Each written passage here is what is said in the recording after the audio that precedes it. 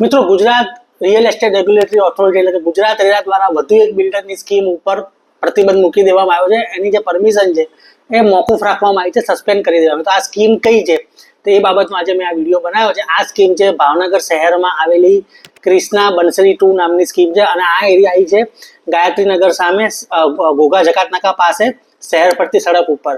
અને આ જે સ્કીમ છે એની જે ડેવલપમેન્ટ પરમિશન છે એ ભાવનગર મહાનગરપાલિકા દ્વારા રદ કરી દેવામાં આવી છે.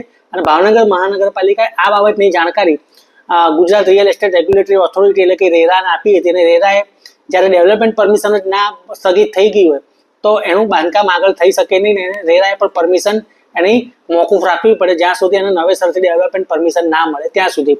તો રેરા દ્વારા એક હુકમ જારી કરી અને આજે ક્રિષ્ના બંસરી 2 નામની સ્કીમ છે. બહુ નાની સ્કીમ છે, એટલી બધી મોટી સ્કીમ નથી. અમુક શોપ છે ને અમુક મકાનોની સ્કીમ છે.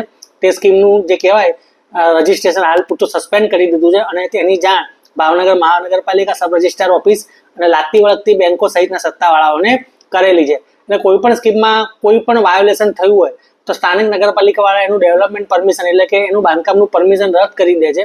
એટલે આપોઆપ જ એનું બાંધકામ જ ના થતું હોય તો રેરા દ્વારા એનું રજિસ્ટ્રેશન કેન્સલ કરી દેવામાં આવે છે અથવા તો સસ્પેન્ડ કરી દેવામાં આવે. સસ્પેન્ડ એટલે કે હાલ પૂરતું મોકૂફ.